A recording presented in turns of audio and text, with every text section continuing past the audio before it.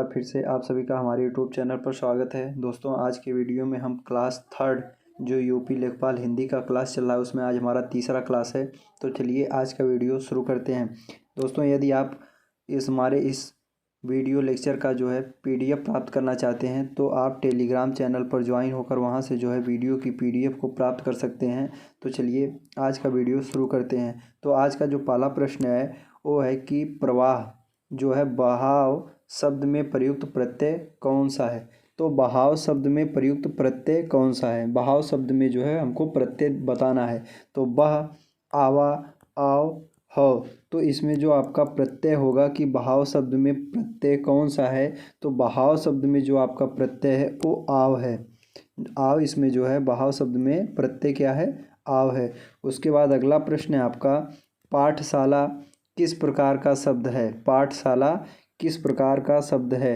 रूढ़ शब्द है, योग रूढ़ है, यौगिक है या इनमें से कोई नहीं। तो पाठशाला जो शब्द है वो एक यौगिक शब्द है। कौन सा शब्द है। तो पाठशाला जो है आपका वो एक यौगिक शब्द है। मतलब पाठ और शाला, पाठ मतलब पढ़ने का, पढ़ना, और शाला मतलब क्या होता है, घर या स्थान। तो ये पाठशाला। अगला प्रश्न है आपका कि इनमें से अपादान कारक की विभक्ति क्या है। इनमें से अपादान कारक की विभक्ति क्या है। तो जो हमने आपको कारक का चिन्ह बताया था उसमें विभक्ति जो होती है तो उसी के द्वारा इसको पता किया जाता है। तो कर्ता ने, कर्म को, करण के लिए। तो ये जो है आपका पूरा एक सीरियल होता है, मतलब 8 कारक होते हैं तो उसके माध्यम से पढ़ा जाता है। तो अपादान कारक की विभक्ति क्या होगी। तो अपादान कारक की जो विभक्ति होती है वो होती है से। तो आपका तीसरा विकल्प जो है वो सही उत्तर है। उसके बाद फिर अगला प्रश्न है आपका कि वाक्य के अशुद्ध भाग का चयन कीजिए। वाक्य के अशुद्ध भाग का चयन करना है इसमें कि वाक्य का कौन सा भाग जो है वो अशुद्ध है। तो तुम कक्षा में आते हो, तुम कक्षा में आते हो। तो ये वाक्य जो है आपका शुद्ध है, कोई त्रुटि नहीं। ये जो वाक्य देखिए, कोई त्रुटि नहीं। तो ये जो है कोई त्रुटि नहीं, ये भी वाक्य क्या है, शुद्ध है। साथ क्यों नहीं लाते, साथ क्यों नहीं लाते। तो ये भी वाक्य जो है आपका शुद्ध है। तो तुम्हारी पुस्तक, तो तुम्हारी पुस्तक, ये वाक्य जो है आपका अशुद्ध भाग है। ये कौन सा भाग है। तो ये वाक्य का अशुद्ध भाग है। अतः इसमें आपका विकल्प कौन सा सही होगा। तो इसमें जो आपका विकल्प सही होगा वो होगा तो तुम्हारी पुस्तक। क्योंकि यहाँ पर क्या पूछा गया है कि वाक्य के अशुद्ध भाग का चयन करना है। तो वाक्य का जो अशुद्ध भाग है वो ये है, तो तुम्हारी पुस्तक। उसके बाद अगला प्रश्न है आपका कि पवित्र में प्रयुक्त संधि का नाम जो है, पवित्र में प्रयुक्त संधि का नाम। तो पवित्र शब्द जो है उसमें प्रयुक्त जो है संधि कौन सी है। तो पवित्र में जो है आपकी अयादि संधि है। पवित्र में जो है वो आपकी कौन सी संधि है, अयादि संधि है। उसके बाद अगला जो है आपका प्रश्न है कि इनमें से किस शब्द में वर्ण संबंधी अशुद्धि है। अब जो है हमको वर्ण संबंधी अशुद्धि देखना है तो किस वर्ण में है। यहाँ पर देखिए अनाधिकार, उसके बाद अनुकूल, उसके बाद है फिर आपका अमरूद, उसके बाद फिर है आपका स्थान। तो स्थान आपका सही है। यहाँ पर विकल्प में देखिए स्थान सही है, अमरूद सही है। उसके बाद अनाधिकार, अनाधिकार भी आपका सही है। तो यहाँ पर गलत क्या है, अनुकूल। अनुकूल जो है आपका एक गलत है। तो इसमें कौन सा विकल्प आपका सही होगा। तो इसमें जो आपका विकल्प होगा कि इनमें से किस शब्द में वर्ण संबंधी अशुद्धि है, वो जो है वो अनुकूल में है। उसके बाद अगला प्रश्न है आपका कि उसने कहा कि मैं घर जाऊंगा, वाक्य है। उसने कहा कि मैं घर जाऊंगा वाक्य है। वाक्य क्या है, यहाँ पर प्रश्नवाचक है या मिश्र वाक्य है या सरल वाक्य है या फिर संयुक्त वाक्य है। तो ये कौन सा वाक्य है। उसने कहा कि मैं घर जाऊंगा, वाक्य कौन सा है, प्रश्नवाचक है, मिश्र वाक्य है, सरल वाक्य है या संयुक्त वाक्य है। तो इसमें देखेंगे कि उसने कहा कि मैं घर जाऊंगा, ये जो वाक्य है आपका ये मिश्र वाक्य है क्योंकि उसने कहा मैं घर जाऊंगा। तो यहाँ पर जो है कौन सा वाक्य होगा। तो ये जो है आपका मिश्र वाक्य होगा। तो इसमें मिश्र वाक्य जो है आपका विकल्प सही है। उसके बाद अगला प्रश्न है आपका जाके पाँव न फटी विवाही सो क्या जाने पीर पराई का अर्थ। जाके पाँव ना फटी विवाही सो क्या जाने पीर पराई का अर्थ, जिसके ऊपर बीतती है वही जानता है। दूसरों के कष्ट को अनुभव करना, कठोर होना। उसके बाद फिर है दयालु होना। तो इसमें देखिए कि जाके फटे ना पाव विवाही सो क्या जाने पीर पराई, इसको जो है बहुत चर्चित जो है ये पंक्ति है, इसके बारे में सभी लोग जानते हैं। तो इसको जो है कहावत के रूप में कहा जाता है। तो इसमें जो है जिसके ऊपर बीतती है वही जानता है, ये विकल्प आपका जो है सही है। उसके बाद अगला प्रश्न है आपका कि निम्नलिखित मिश्र वाक्यों में कौन सा विशेषण उपवाक्य है। निम्नलिखित मिश्र वाक्यों में से कौन सा विशेषण उपवाक्य है। तो इनमें से देखना है कि कौन सा जो है विशेषण, कौन सा जो है मिश्र वाक्य विशेषण उपवाक्य है। तो मैं चाहता हूँ कि आप यहीं रहें, मैं चाहता हूँ कि आप यहीं रहें। उसके बाद दूसरा है कि जब मैं स्टेशन पहुंचा तभी ट्रेन आई, जब मैं स्टेशन पहुंचा तभी ट्रेन आई।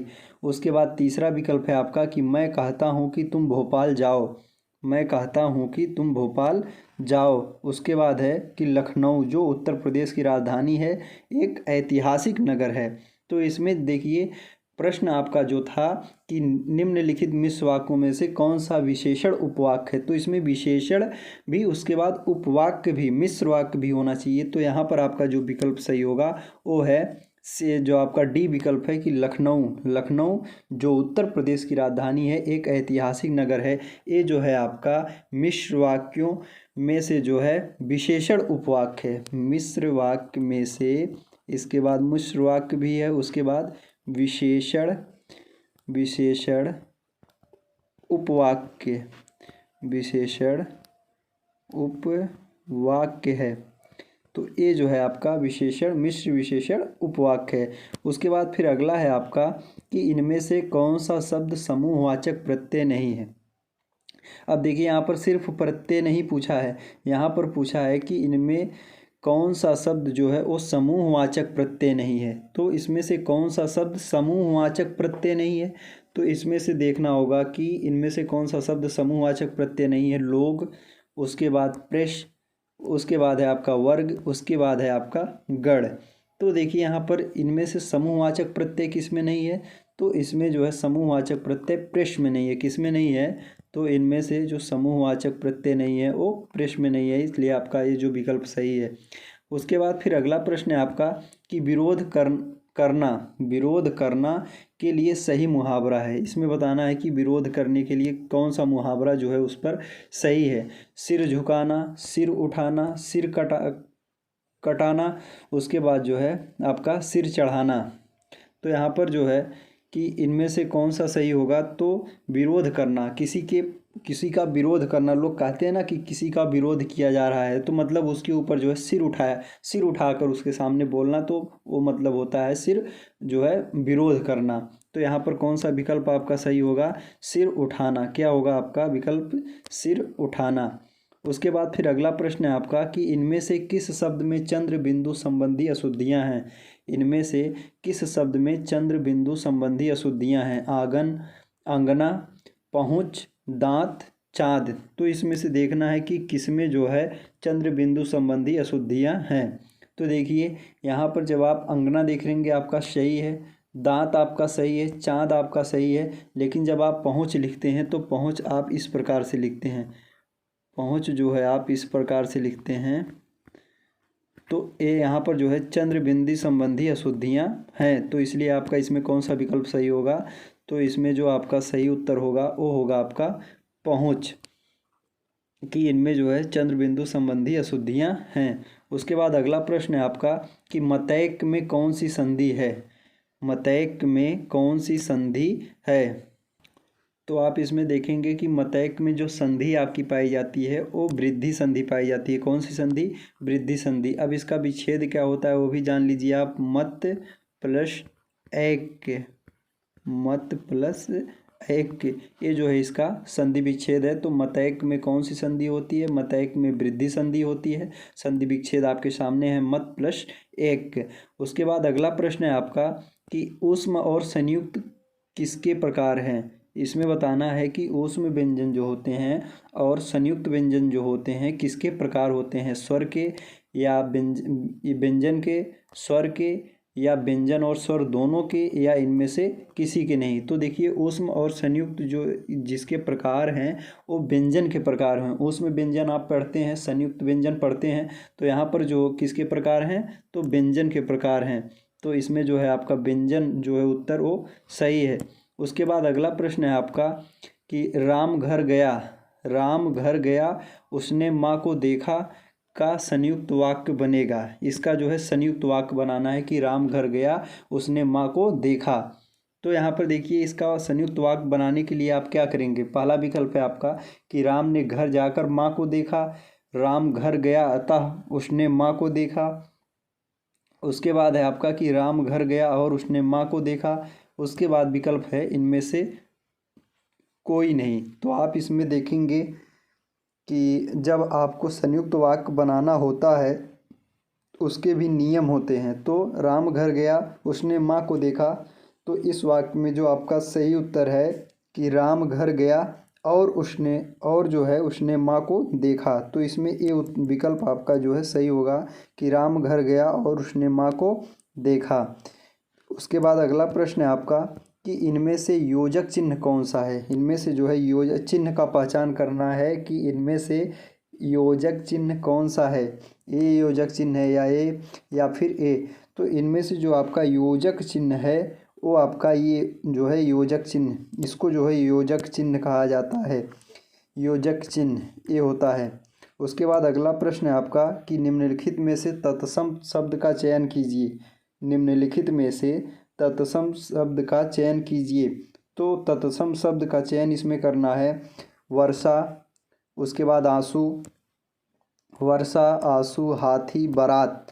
तो इसमें से देखना है कि तत्सम शब्द का चयन करना है। तो इसमें जो आपका तत्सम शब्द है वो है वर्षा। वर्षा जो है एक तत्सम शब्द है। उसके बाद अगला प्रश्न है आपका कि किस शब्द में उपसर्ग नहीं है। किस शब्द में उपसर्ग नहीं है इसमें देखना है पराजय, ओढ़ना, अपवाद, प्रभाव। तो इनमें से बताना है कि किस शब्द में उपसर्ग नहीं है। तो इसमें आप देखेंगे ओढ़ना, ओढ़ना जो शब्द है इसमें जो है उपसर्ग का प्रयोग नहीं हुआ है। पराजय में हुआ है, अपवाद में हुआ है, प्रभाव में हुआ है। तो इसमें जो है ओढ़ना में उपसर्ग का प्रयोग नहीं हुआ है। उसके बाद अगला प्रश्न है आपका पुरोहित में उपसर्ग है। पुरोहित में उपसर्ग, पुरोहित में उपसर्ग क्या होगा। तो पुरोहित में जो आपका उपसर्ग होगा वो होगा पुरः। पुरोहित में पुरः उपसर्ग होगा आपका। उसके बाद अगला प्रश्न है कि इनमें से किस शब्द में लिंग प्रत्यय संबंधी अशुद्धि है। लिंग प्रत्यय संबंधी अशुद्धि, इसको भी ध्यान दीजिए कि लिंग प्रत्यय संबंधी अशुद्धि, सिर्फ अशुद्धि नहीं। तो इसमें गायिका, नारी, अनाथा या गोपी। तो इसमें देखेंगे आप कि लिंग प्रत्यय संबंधी जो अशुद्धि है वो है नारी में, यहाँ पर इसमें है। तो ये जो शब्द है आपका वो अशुद्ध है। तो ये विकल्प आपका सही होगा। उसके बाद अगला प्रश्न है आपका नाश कर देना। नाश कर देना के लिए सही मुहावरा है। नाश कर देना तो इसमें है पानी में आग लगाना, पानी भरना, पानी फेर देना, पानी पानी होना। तो किसी चीज़ को नाश कर देने के लिए जो सही मुहावरा का प्रयोग किया जाता है वो होता है पानी भरना। मतलब किसी भी चीज़ पर पानी भर गया मतलब वो नाश हो गई।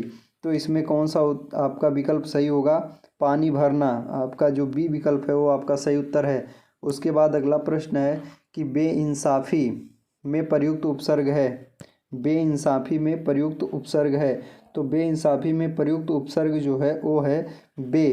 क्या है, इंसाफ़ी। इसको बे निकाल देंगे आप तो आपका शब्द बचेगा इंसाफ़ी। तो यहाँ पर बे जो है उपसर्ग का प्रयोग हुआ है। उसके बाद अगला प्रश्न है आपका कि इनमें से कौन सी शब्द पुल्लिंग है। इनमें से कौन सा शब्द पुल्लिंग है। गिलास, अदालत, ए और बी दोनों इनमें से कोई नहीं। कौन सा ऑप्शन जो है पुल्लिंग बताना है। तो गिलास जो है आपका वो पुल्लिंग शब्द है। उसके बाद आपका अगला प्रश्न है कि चिरायु, चिरायु में प्रयुक्त उपसर्ग है। चिरायु में प्रयुक्त उपसर्ग कौन सा है, यू, आयु, ची और चिर। तो देखिए चिरायु शब्द में जो प्रयुक्त उपसर्ग होता है वो होता है चिर। क्या होता है, तो चिर होता है। चिरायु शब्द में प्रयुक्त उपसर्ग जो होता है वो चिर होता है। उसके बाद अगला है आपका और आज का अंतिम प्रश्न है कि किस शब्द की रचना प्रत्यय से हुई है। बहुत महत्वपूर्ण प्रश्न है ये आपका कि किस शब्द की रचना प्रत्यय से हुई है। अभियोग, अपमान, व्यायाम, इनमें से कोई नहीं। तो आप देखेंगे इनमें से जो है जितने भी शब्द दिए गए हैं, अभियोग, अपमान, व्यायाम, इन सभी शब्दों की रचना जो है प्रत्यय से हुई है। तो इनमें से जो है इसमें से कोई नहीं, जो विकल्प आपका है ये सही उत्तर है। इसमें जो है आपका जो सही उत्तर है वो है इनमें से कोई नहीं। तो प्रश्न क्या था कि किस शब्द की रचना प्रत्यय से हुई है। तो इसमें देखिए उपसर्ग, इसमें भी उपसर्ग है आपका, उसके बाद व्यायाम में भी उपसर्ग है, लेकिन प्रत्यय इसमें जो है नहीं है। तो यहाँ पर कौन सा विकल्प सही होगा, इनमें से कोई नहीं। आज के लिए बस इतना ही। यदि आप इस पूरे वीडियो का पीडीएफ प्राप्त करना चाहते हैं तो आप हमारे टेलीग्राम चैनल पर ज्वाइन होकर वीडियो की पीडीएफ को प्राप्त कर सकते हैं। वीडियो अच्छा लगा हो तो लाइक और सब्सक्राइब जरूर करें और ज़्यादा से ज़्यादा लोगों तक शेयर करें। धन्यवाद। मिलते हैं अगले वीडियो में।